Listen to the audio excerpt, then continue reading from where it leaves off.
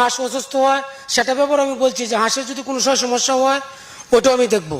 রানা আহমেদ ভাই, আপনাকে অশেষ অশেষ ধন্যবাদ এই জন্য যে আপনার প্রতিবেদন দেখে আমি যেহেতু উদ্বুদ্ধ হয়েছি। আমি দেশের বাইরে ছিলাম দীর্ঘ 32 বছর। আশা করি আমাদের দেশের যে যুব সমাজ আছে তারাও এই প্রতিবেদন দেখবে এবং এই হাঁস পালন কিংবা পোলট্রির ব্যাপারে তারা উদ্বুদ্ধ হবে, দেশকে স্বাবলম্বী করবে এবং বেকার একটি অভিশাপ, আশা করি তারাও বেকার থেকে বেরিয়ে আসবে। তো এই যে হাঁসগুলো নিলেন এখন কার কাছ থেকে ক্রয় করলেন? আমি এরা খায়রুল ভাইয়ের কাছ থেকে নিছি।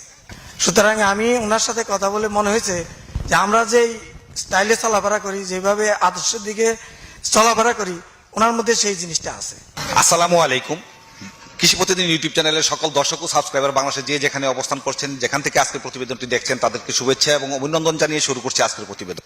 আজকের প্রতিবেদনের মূল উদ্দেশ্য হচ্ছে 32 বছর পর প্রবাস থেকে বাংলাদেশে এসে উনি আবদ্ধভাবে হাঁস পালন করার মনস্থির করেন। সেই ফলশ্রুতিতে আজকে এখান থেকে কিছু হাঁস ক্রয় করে নিয়ে যাচ্ছেন। এখান থেকে কতগুলো হাঁস ক্রয় করার জন্য এসেছেন, কিভাবে নেবেন, কোনো পূর্বে অভিজ্ঞতা আছে কিনা, সেই জিনিসটি আজকের প্রতিবেদনের মধ্যে জানবো এবং আপনাদেরকে দেখানোর চেষ্টা করবো। তাহলে চলুন আমরা এই হাঁসগুলো কার কাছ থেকে ক্রয় করছেন, কিভাবে ক্রয় করছেন, কিভাবে হাঁসগুলিকে ধরছেন সেগুলি আমরা দেখি।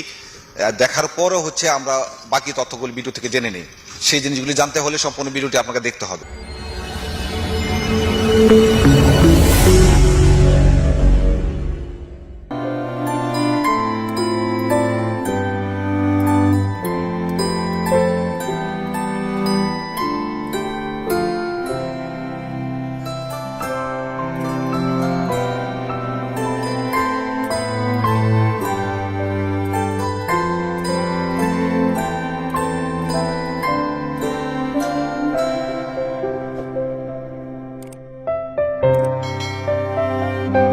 আসসালামু আলাইকুম। ওয়ালাইকুম আসসালাম রহমতুল্লাহ। আপনার নাম এবং কোন জায়গা থেকে আপনি আসছেন হাঁস ক্রয়ের জন্য? আমার নাম মোহাম্মদ আমানুদ্দিন, আমি কুমিল্লা সদর থেকে এসেছি। এখানে কতগুলো হাঁস ক্রয় করলেন? 300। 300? জি। কি জাতের হাঁস এগুলো? এগুলো খাকি ক্যাম্বেল। তো আপনি এখানে আসলেন কিভাবে? আমি আসলে কৃষি প্রতিদিনের ইউটিউব চ্যানেল দেখে এটার প্রতি আকৃষ্ট হয়েছি। আমি দেশের বাইরে ছিলাম দীর্ঘ 32 বছর। ওইখান থেকে আসার পরে আমি এটা সিদ্ধান্ত নিয়েছি যে আমি কিছু হাঁস পালন করব বেকারত্ব দূরের জন্য। আচ্ছা, কোন দেশে ছিলেন আপনি? আমি কুয়েতে ছিলাম। কুয়েতে? জি। আপনার বাড়িতে কি কি আছে, কি কি পুরো খামারে আমাকে ক্যামেরার বাইরে বলেছিলেন যে আপনার বাড়িতেও কিছু জি জি কি আছে যদি একটু বলতেন। আমার এক পোল্ট্রি ফার্ম আছে, ওইখানে 2500 মুরগি আছে, যেটা ডিম পারে, লেয়ার বলা হয়। ওইটা আছে আমার আজকে 7-8 বছর যাবত। ওইটা আমার অনুপস্থিতিতে আমার ভগ্নিপতি পরিচালনা করতো। ওনার ইন্তেকালের পর আমার ওয়াইফ এটা দেখাশোনা করে। তো দীর্ঘ 32 বছর যাবত আপনি কুয়েতে প্রবাসে ছিলেন।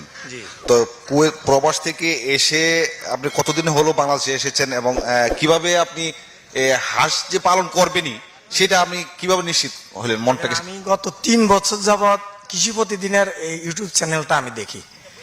ওইটাতে আমি খুব এমনভাবে আকৃষ্ট হয়েছি যার কারণে আমি পরীক্ষামূলকভাবে 100 হাঁস ইতিমধ্যে পালন করতে এসেছি। এবং আমি দেশে আসছি আজকে 3 মাস হয়েছে। আমার আরো আগে আসার কথা ছিল, আমি বিভিন্ন কারণে আসতে পারি নাই, এখন সময় করে আসছি। আর একটা জিনিস বলার অপেক্ষা রাখে না, বাংলাদেশের সেনাবাহিনীরা যেরকম অবসরে গেলে তারা বেকার থাকতে পারে না, প্রবাসীরাও তদ্রূপ। যারা প্রবাস থেকে আসে ভালো মন মানসিকতা নিয়ে তারাও কোনোদিন বেকারত্ব থাকার চিন্তা ভাবনা করে না। তারা একটা না একটা কিছু করে বেঁচে থাকার জন্য করে, কিংবা দেশকে প্রবৃত্তির দিকে এগিয়ে নেওয়ার জন্য এই কাজটা করে তারা। ধন্যবাদ আপনাকে এত সুন্দর করে একটা কথা বলার জন্য। আমি আপনার ছেলে? এটা আমার ছোট ছেলে। তোমার নাম কি? আমার নাম মোহাম্মদ রিয়াজউদ্দিন। রিয়াজউদ্দিন, কোন ক্লাসে পড়ো তুমি? আমি ক্লাস 8-এ পড়ি। ক্লাস 8-এ পড়ো। ধন্যবাদ, ভালোভাবে লেখাপড়া করবে। আমি এই মুহূর্তে দর্শকদেরকে জানানোর উদ্দেশ্যে বলছি যে আপনার তো হাঁস পালনের পূর্বে কোনো অভিজ্ঞতা নাই আছে? অভিজ্ঞতা আমার নাই, তবে আমি আপনার চ্যানেল দেখে মোটামুটি অভিজ্ঞ বলা যায়। আপনার চ্যানেলগুলো আমি এমন ভাবে দেখছি যে আপনি আমাকে যে কোন সময় কি জিনিসটা দেওয়া দরকার। আচ্ছা, তো এই যে হাঁসগুলো নিলেন এখানে কার কাছ থেকে ক্রয় করলেন? আমি এরা খায়রুল ভাইয়ের কাছ থেকে নিয়েছি। ওনার সাথে যোগাযোগ করার ওয়েটা কি? ওনার সাথে যোগাযোগের মাধ্যমে ওই যে ইউটিউব চ্যানেল, এবং আমি ওনার সাথে দেশের বাইরে থেকেও ওনার সাথে কয়েকবার কথা বলেছি। এবং আমার কাছে কথা বলে মনে হয়েছে যে এই লোকটা অন্তপক্ষে সঠিক এবং সৎভাবে জীবনযাপন করে।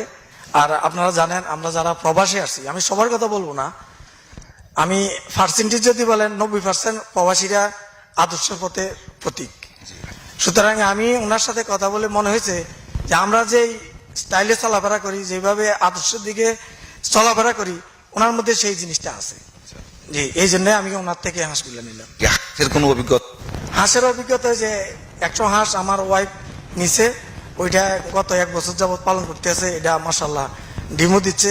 ওইটার থেকে আরো বেশি আকৃষ্ট হয়ে আমি এই হাঁসগুলো নিছি। ওইগুলি থেকে কি আপনি ডিম পাচ্ছেন? হ্যাঁ, ডিম পাচ্ছি, অটোমেটিক পাচ্ছি আমি ডিম। এখন যে হাঁসগুলি নিলে এগুলি বয়স কত? এগুলার বয়স উনি খায়রুল ভাই বলছে 6 মাস প্লাস। 6 মাস প্লাস।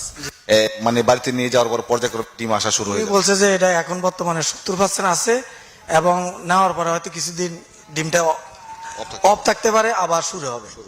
খায়রুল ভাই, আপনার তো আগেও প্রতিবেদন আমরা তৈরি করেছি, বিভিন্ন অনেক প্রতিবেদন আমরা তৈরি করেছি। আপনি যে হাঁসগুলি আজকে বিক্রি করলেন, যে কুমিল্লা থেকে আসছেন, উনি 32 বছর ছিলেন প্রবাসী, তো ওনাকে কি জাতের হাঁস দিয়েছেন, কত করে দাম ধরেছেন, একটু আমি দর্শকদের উদ্দেশ্যে একটু জানতে চাই। উনি হাঁস দিয়েছে আপনার খাকি ক্যাম্পেল, হাঁস দিয়েছে আপনার 305 পিস, আর রেট ধরেছে আপনার 350। তো 350-এর মধ্যে আপনি যে গাড়িটা এখান থেকে কুমিল্লা যাবে, সে গাড়ি ভাড়া কে দিবেন? ওটা উনি দিবে, পার্টি দিবেন? হ্যাঁ পার্টি দিবেন এটা। তো হাঁসগুলি কি বাড়িতে যাওয়ার পর কিছুদিন পর থেকে ডিম পাড়া শুরু করবে? হ্যাঁ ইনশাল্লাহ, মানে আজকে যে যাবে উনি আজকে ডিম পাবে। হয়তো দেখা গেল যে আপনার কাকি ক্যাম্পেল হাঁসটা এরকম হয় যে জায়গা যদি কোনো পরিবর্তন হয়, সেক্ষেত্রে আপনার ডিম কমে যায়। তে আবার এরকম কিছু না যে আজকে যে উনি নিতেছে উনি বাড়িতে আজকে নিবেন, আশা করি যে 70% ডিম আজকেই পাবেন। হয়তো এর পরের দিনকে কিছু কমবে, এর পরের দিনও কিছু কমবে, একবারে মানে এক কথা বলা যায় যে 10-12 দিন বা 10-15 দিন পরে থেকে আবার আগের জায়গায় ফেরত আসবে। আবার আগের জায়গায় ফেরত আসবে ইনশাল্লাহ। তো আপনি এই যে হাঁসের ব্যবসা করছেন, করোনাকালীন সময়ে আপনি কিভাবে ব্যবসা বাণিজ্য করেছেন? করোনাকালে তো আপনার ওই সমস্যা, গাড়ি পাঠাইতে আমাদের সমস্যা হয় না। পার্টিরা করোনাকালে টাকা ব্যাংকে দিয়ে দিছে, আমি গাড়ি পাঠাই দিছি। হয়তো করোনা না একটা পার্টি এখানে আসলো, সেক্ষেত্রে তোমার পার্টি আসতে পারে নাই, টাকা ব্যাংকে দিয়ে দিছে, আমি হাঁস পাঠাই দিছি বাড়িতে। আজকের যে বাজার দর আছে হাঁসের, যেমন ধরেন আজকে যে হাঁসগুলো দিয়েছেন, সেই হাঁসগুলি আছে 350 টাকা করে বিক্রি করলেন। জি। বাজার দর অনুযায়ী করোনাকালীন সময়ে যখন লকডাউন ছিল বাংলাদেশে, তখন কি আপনার প্রাইসটা কি বেশি ছিল না একটু কম হ্যাঁ, ছিল? অবশ্যই বেশি ছিল। মানে আগে আপনার হাঁস বেচছি, আপনার করোনার আগে বেচছি 390 টাকা বেচছি, 380, মানে 80-90 এরকমই বেচা কিনা হয়েছে। তবে যেহেতু করোনাকালে রেট একটু কমছে, সেই ক্ষেত্রে আমি 350 টাকা বিক্রি করছি আর কি। আমি এই মুহূর্তে খায়রুল ভাইয়ের কাছে বলবো যে, খায়রুল ভাই, আপনার কাছ থেকে যে হাঁসগুলি আমাদের এই বড় ভাইকে ক্রয় করে নিয়ে যাচ্ছেন, হাঁস পালন সম্পর্কিত, যে এখন নিয়ে গিয়ে বাড়িতে নিয়ে যাওয়ার পরে তারা হাঁসটাকে কি কি ধরনের খাবার দিবে, বা কখন বড় যে ফিড খাবার দিবে নাকি হচ্ছে সুষম খাদ্য দিবে, কি পরামর্শ দিয়েছেন? ওনাকে আমি পরামর্শ ওইটাই দিয়েছি যে হাঁস উনি একটা কথা বলছে যে হাঁস হাওড়ও খাইতে পারবে, আবার কিছু কিছু সময় আপনার আবদ্ধবস্ত থাকবে। তে খাবার তো আপনার ধান, গম, পিট, ভুট্টা, মানে এগুলাই খাওয়াবে আর কি। আর যখন যেটা লাগে ওইটা আমি ইনশাল্লাহ তথ্য ওনাকে আমি দিব। যদি কোনো হাঁস অসুস্থ হয় সেটা ব্যাপারে আমি বলছি যে হাঁসের যদি কোনো সমস্যা হয় ওইটাও আমি দেখব। আর পাশাপাশি আমি আরেকটা কথা আমি সবসময় এগুলো আমি বলে থাকি যে প্রতি উপজেলায় প্রাণী সম্পদ কর্মকর্তারা আছেন, যে ব্যাটারি সার্জন আছেন, ওনার কাছ থেকে যদি একটা জিনিস জানতে এবং এই ওনার কাছ থেকে গেলে কিংবা জানলে আরও একটু বেশি ভালো হয়। মানে আমি কথাটা আমি সবসময় বলি যে ওনারা হলো আমার সব বিজ্ঞ, এরা চিকিৎসাটা করলে আশা করি যে 100 মতন 100 কাজ করবে। গেল এক। আর একটা প্রশ্ন হচ্ছে যে একজন পার্টি কামারি হয়তো নতুন থাকে, যে হাঁসের যে কি অসুস্থ হয়েছে আসলে কিন্তু সঠিক বলতে পারে না। সেই ক্ষেত্রে কিন্তু আমি কথাটা বলি যে ওনারা দেখবে বাস্তব আর আমরা দেখবো অবাস্তব। ওনারা যেহেতু বাস্তবে দেখবেন, আশা করি যে ওনারা একটু ভালো হবেন। তো ওনাও বলছি কথাটা যে এই ব্যাটারি যে সার্জন আছে ওনার সাথে সম্পর্ক আছে, তা আমি ওনার কাছে এই কথাটাই বলছি যে যেহেতু আপনার সম্পর্ক আছে, তে যদি কোনো সমস্যা হয় ওনাকে জানাবেন, পাশাপাশি তো আমি আছি। আমরা কৃষি প্রতিদিন ইউটিউব চ্যানেলের পক্ষ থেকে আল্লাহর কাছে দোয়া করব, ওনাকে সহকারে বাংলাদেশে যে সকল নতুন উদ্যোক্তা, নতুন খামারি সৃষ্টি হচ্ছেন, তারা যেন সফলভাবে হাঁস পালন করতে পারেন, নিজে স্বাবলম্বী হতে পারেন এবং অন্যকেও স্বাবলম্বী হিসেবে গড়ে তুলতে পারেন। তাই আর ভিডিওটি দীর্ঘ না করে আজকের প্রতিবেদন এখানেই শেষ করছি। এখনো যারা কৃষি প্রতিদিনকে সাবস্ক্রাইব করেননি তারা নিচে থাকা সাবস্ক্রাইব বাটনে ক্লিক করুন এবং পাশে থাকা বেল বাটনটি বাজিয়ে দিন। পরবর্তী ভিডিও দেখার আমন্ত্রণ জানিয়ে আজকে এই পর্যন্ত। আপনারা ভালো থাকুন, সুস্থ থাকুন, আল্লাহ হাফেজ।